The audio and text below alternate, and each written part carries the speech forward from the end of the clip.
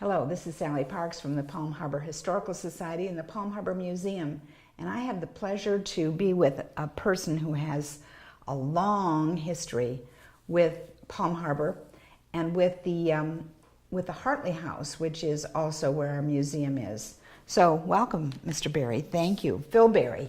Phil, give us your full name and where you were born and when you were born, your birthday and birth year. Okay, my name is Phillip Barry. I'm 80 years old. My birthday is January 9th, 1935. I just turned 80 this past January. After that... Wait, where were you born? Where? I was born on Garden Avenue in Clearwater, Florida, straight across from the old police station. There was a 2-story yellow frame building, and I was born in that building. So was it a home birth, or was this like a hospital, or what was it? No, a midwife delivered me. I see, okay. That's what I've been told all my life. Well, I'm sure it's the truth then. Tell me about your parents. I want to hear about them. How did they meet? Well, tell me a little bit about them. We moved, I was born in 35, and in July, we moved to the Hartley House. Mm-hmm. I was 6 months old, mm-hmm. and between the time I was born and the time we moved, my mother and father divorced. I see. Mm-hmm. So, mother and 4 kids moved to the Hartley House. Mm-hmm. On approximately July 15th, 1935. Okay, so you essentially grew up in the Hartley House. Absolutely. Mm-hmm. Okay. Tell me a little bit about your earliest memories, and tell me about your brothers and sisters. Well, my earliest memories are really the Red Brick School in Dunedin. There were 4 rooms. 2 stories, big rooms. I believe I could tell you Mrs. Poston, Mrs. Wall, Mrs. Hammer, and Mrs. Starr. Those are the 4 teachers. You remember that from 75 years ago? Yes, I sure do. Wow. You couldn't forget them. They were from there. Wait, you said Red Brick School. What is that building now? It is torn down, and they built, I believe it was torn down. I'm not sure about that. The sheriff's department is in that area now, mm-hmm. and they may have just redone parts of it, and then, mm-hmm. but it's still there. Right. So it's kind of right in the area of Wood Street, Milwaukee Avenue, right. That area? It's okay. on the very east side of it is on Milwaukee. Mm-hmm. Right. Okay. So, but let me back up a little bit. I want to talk about your siblings, because yes. you have you were the youngest of the crew, right? Yes. Of your brothers yes. and sisters. Yes. So tell me about your older brother and your 2 sisters. Well, tell me my their older names brother. I think the best thing to put in perspective is the fact that my brother and my younger sister Ann, they were more of an introvert, whereas Helen and I were extroverts. Mm-hmm. And that's no offense to my sister and brother. I loved them both dearly, and still do. Of course, Ann passed away when she was 70 with Alzheimer's. The best recollection I have is Helen, for some reason, she just took me under her arm and led me and told me what to do and what not to do. And I listened to her because she and I were very, very close. Mm-hmm. Does she still do that? Oh, still to this day. Did last night. Helen is how much older than you? Tell me kind of the birth order of everyone. She's 6 years. Okay. I'm 80, she's 86. Okay. And Richard. Richard would be 87. He'll be 88 in August. And Anne was About 70 when she died of Alzheimer's. So she was the third oldest child. Right. Okay, and you were the youngest. Anne lived in New York most of her life, to her married life, and she was a school cafeteria manager. And just one day she couldn't balance her books. And she got a medical discharge and retirement from the state of New York. I see.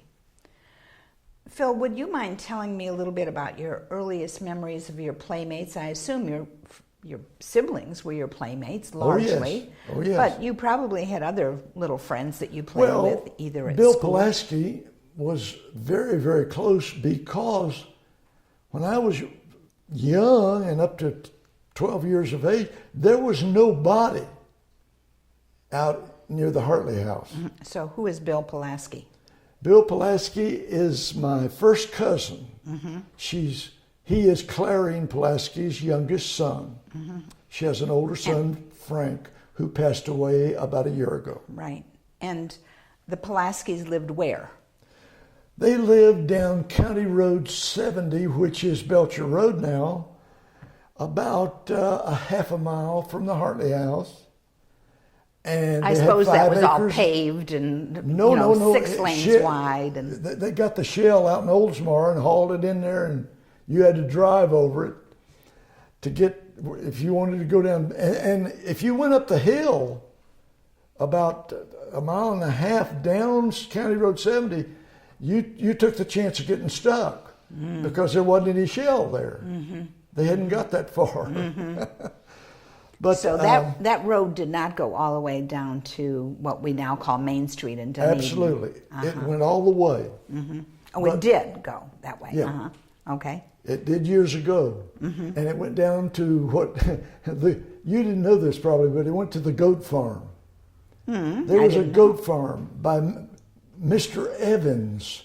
That's where we get the name Evans Road. Okay. And he had goats, and he was going to sell goat milk and all of that foolishness, and he just disappeared one day. But he left a road behind. Yeah, I guess he left some goats too. So the first home that you remember, of course, was the Hartley House. Absolutely. Right. Absolutely. So tell me a little bit about your grandparents and maybe something about their family members. Your grandparents were Ida and Thomas Hartley. Right. And what was it like living in their house? Tell me about that. I have no complaints. None. I had a good life. It was tough. Because Everybody that knows us knows that. But why do you say it was tough? Tell me what that means. we didn't have running water. We didn't have electricity. So? No. We got electricity in 1948. Let me tell you a quick story about that. Jesse Boyd, Grandpa Hartley bought his poles to make ladders from Jesse Boyd. And periodically he'd call Jesse on the phone at home at night and say, "Come by, I've got some money for you to pay for poles." And one day, here's me, I'm right at Grandpa's heels, following him around. And I remember, and I'll remember it till the day I die. They talked, and Grandpa handed him his money, and they talking back and forth. And he said, "Jess," that's what he called him, Jesse Boyd, he called him Jess. He said, "Jess, do you think you could ever do something for us to get electricity? It's down at County Road 1, but it just needs to be brought up to County Road 70. And I remember what Jess said. He said, "Well, I don't know." And he called Grandpa Papa and Grandpa, and he thought the world of Grandpa. Jesse Boyd did. That was a Friday. On Monday morning when we walked to school, would you believe there were 3 olive green Florida Power trucks at that intersection? Now, how that happened was that Alfred, Jesse's son, he was the negotiator of the family, the one with the brains, and he was negotiating right of way over East Lake Woodlands, because the Boyds owned East Lake Woodlands, and you could walk from Curly Road out there all the way to Pasco County and never get off Boyd property. No kidding. Oh, absolutely. So anyway, they got this. They had to get the permission, you might say, through Alfred. They got Alfred to approve the right of way, and that right of way, if you are at Curly Road and McMullen Booth, and you look sort of to the northeast, you'll see a big power line going down that way. And that was the negotiation. Alfred wanted more money than Florida Power, but when Jesse told him what Grandpa wanted, he relented. They made a deal, and that was the story. Wow. So we had electricity in 1948, and Helen and Grandma. Now, Helen had already graduated from school in 46, and she was working, and I believe it was Pinellas Lumber Company in Clearwater.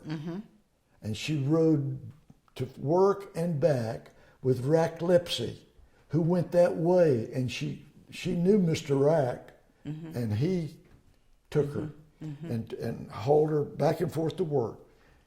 But Grandma and Helen put their money together and got the Hartley House electrically wired.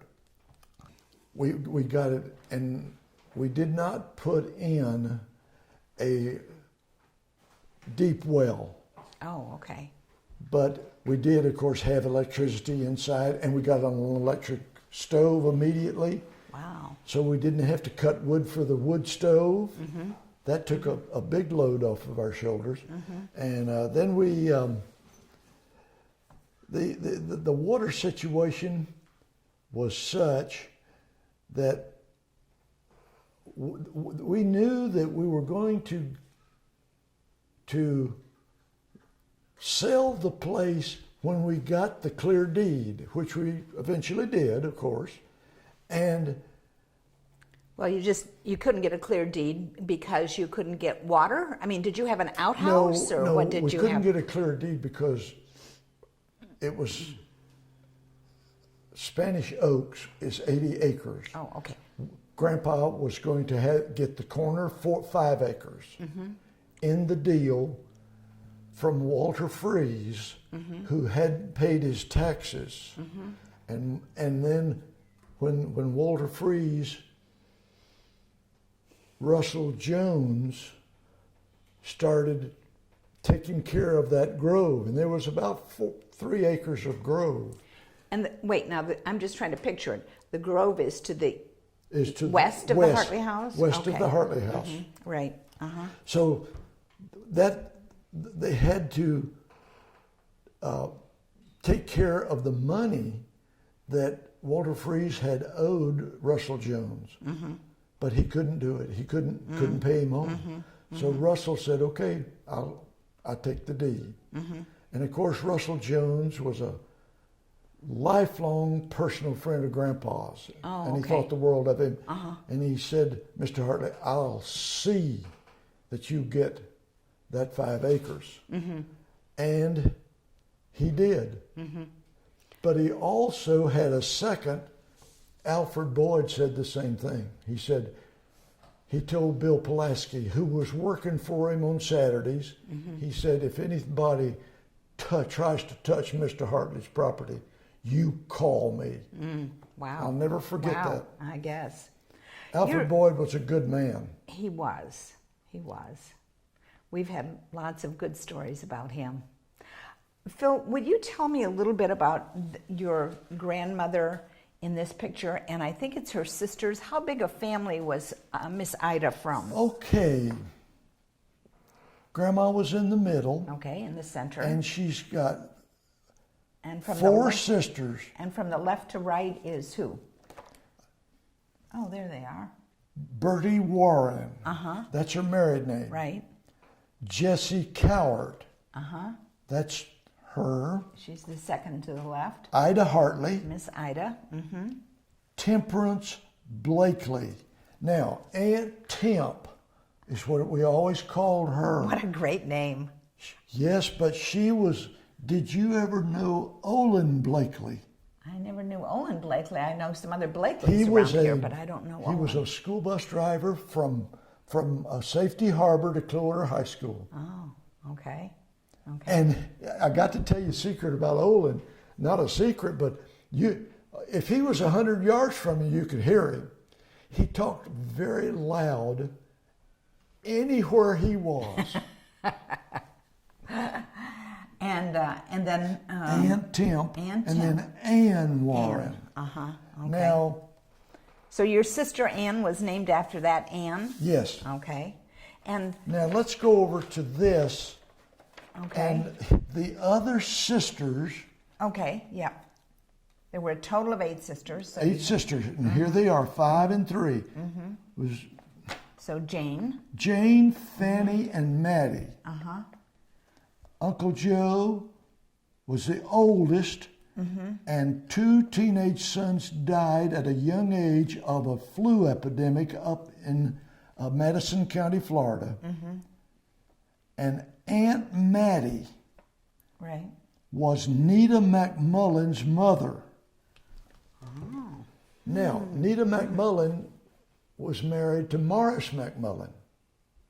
And he was one of the 4 McMullen brothers that lived in a row on McMullen Booth Road. Right. And so there was Nita a total McMullen of... and Morris at the corner of Sunset Point Road and McMullen Booth, and on the southwest corner, they had it's a fruit stand, a citrus, big, with open air, and they had that for years and years.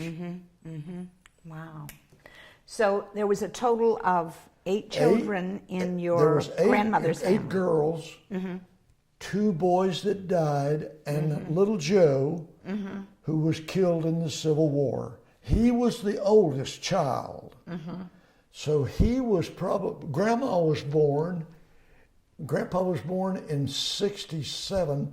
Grandma was born in 72. 1872. Yeah, 1872. Yes. Right. Yeah. And so she had a brother that died in the Civil War. Yes. And he was the oldest, the first child of their mother, the Stanton. The Stantons. And there are still to this day many Stantons that live in Madison County. Have you ever connected with any of them? Yes. Oh, Yes. nice. That's very nice. Yep. So, tell me a little bit about your grandfather's family. We don't have many pictures. I don't think we have any pictures of your grandfather's family. No, we don't. I think that maybe Bill Pulaski has, well, let me name them. 3 people came from Britain, from England. That was Grandpa. He was my great-grandfather, James William Hartley. His brother, he was a bachelor, he never married. His name was William Thomas Hartley, and the wife, I do not know her name. Oh, okay. But she had, and I think it's fair to say this, she had mental problems, and all of a sudden one day she disappeared, and they didn't know what in the world. Well, they looked and looked and looked, and finally they found out she was in South Carolina. She had a sister in South Carolina. They didn't even know that. Oh my goodness. And she had gotten from Palm Harbor, from the Hartley House, To South up Carolina. there. Wow. Well, excuse me, not the Hartley House, because it didn't start construction until 1915, and it took 3 years to build it. Oh yeah, so let's talk about building that house, just because that's Well, so interesting. You couldn't go down to Home Depot and buy a whole cement block. Oh, you couldn't? There You had wasn't to a Home make Depot every on Curly block Road? that went into that house was molded and placed. Where did you get the molds? Did you have to make the molds? They too? made everything. Really? I mean, you couldn't buy a mold. So did you just build the main floor first and then work up, or how? How do you think That's it the way went? I understand they did. Yes. Did you ever hear the story about why the mortar is pink? That. Yes, I heard it, but I hear everything I don't really buy berry that. I don't juice buy in that. it and things like that. I don't. Well, why would they make it pink? I mean, it is still. I think shows that pink. probably it was an idea of Grandpa's father. He didn't die till 1920. Oh, okay. So he was around when he they was were building around. the house. Okay. There you go. From England, and that's why we think that instead of building a pine board home, which he should have done, his father sold him on building a concrete house, home. A concrete home, yeah. And built it 2-story. And he took on just about more than he could handle because it took 3 years of labor to build that. Phil, I've heard the story before that it took that long to build, but I never knew that your great-grandfather was on the site when still living and, involved in the family at that time. So that's really a new piece of information. That's right. I love hearing. 40, 60. Yes, they were still around because they were born in I think somewhere in the area of 1850. Right. Okay. Well, I'm buying it. It's good. Okay, so tell me what your grandfather was like as a person. He was probably the best man I've ever known. And I delighted in the afternoon late, before he came to the house to clean up and go in and have supper. I would go down, and some days I'd get 30 minutes. I wouldn't even know today that he had 2 goats, that he had 2 mules that he used extensively in his business. And he just told me everything, but the main thing he instilled in me was being a good person. And I know that I heard him tell me that probably 100 times. And was it because... And I never forgot it. Yeah. And was it because he was a churchgoer? What made him that? He was he never missed Sunday church at Curlew Methodist. He was what they call a lay minister. And he would substitute if a Methodist minister, where he could get to the church, if that minister got sick, they would call him, and he'd go and preach on a moment's notice.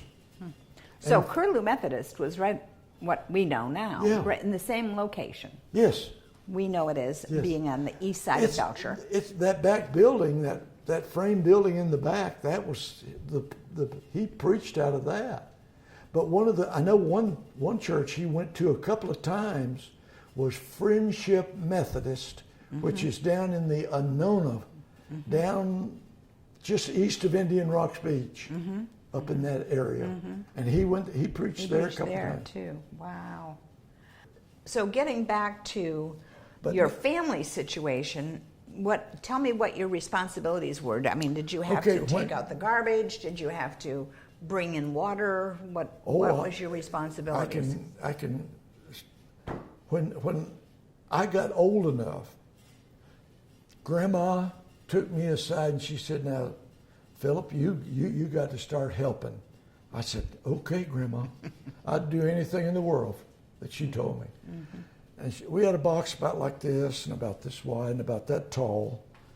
And she told me exactly what kind of wood, how much little fat pine kindling to get it started. Mm-hmm. She wanted dead oak limbs, dead citrus limbs, because they burn hot. Mm-hmm.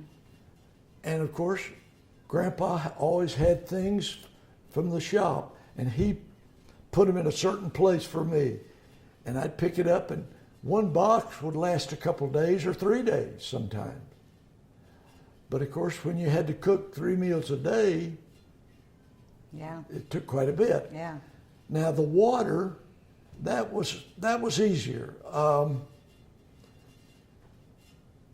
I had two 12-quart galvanized steel buckets. Now, why did I have two?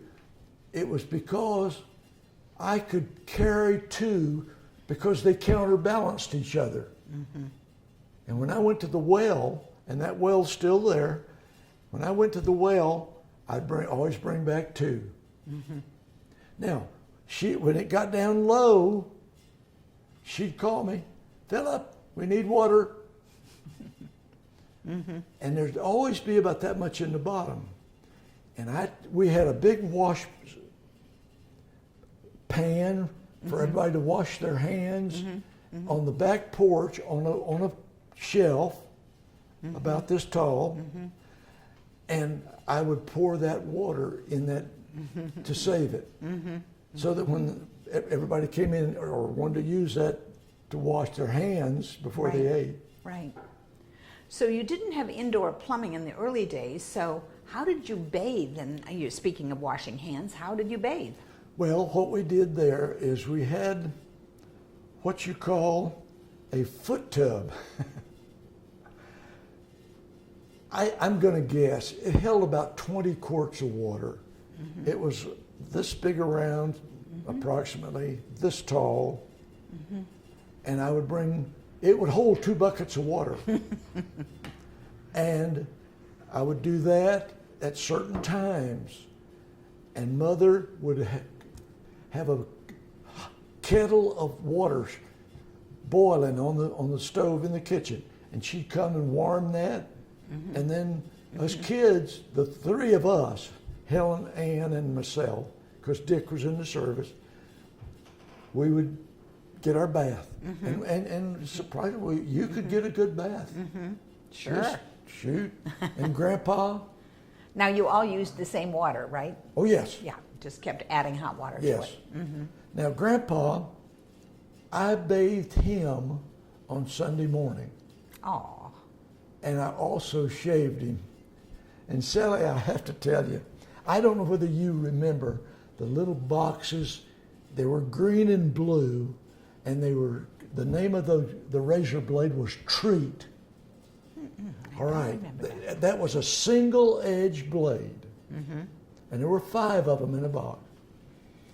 And I'm telling you, I could take that one blade, put it in the razor, and Grandpa shaved once a week, and shave him on Sunday morning, and when I got through, that blade wouldn't cut anything. That was the toughest beard I have ever seen. I've never seen one since as tough as that. Then I washed him, got him cleaned up, gave him some deodorant, mm-hmm. got him dressed, and Mother never, ever took Grandpa to church in her car. He preferred to walk through the woods. And from the Hartley House out to Curlew Church it's a half mile. Probably. Yeah. Mm-hmm. And he walked every Sunday. There was a trail. You could see it. And there'd be Grandpa's Grandpa trail. with his Bible, and he had to be ready to leave at 9:30. Shaving, washing, dressing, tying his tie, everything. Because he taught a 10 o'clock Sunday school class for the adults. I see. So after that, of course, it was 10, 11 o'clock, and church started. And we would get out about 10 after 12 or 12:15. So you were expected to go to church, of course. Oh, I went every Sunday. Oh, absolutely. Did they have children's Sunday school then, in those days? No, they did not have A Sunday school. just the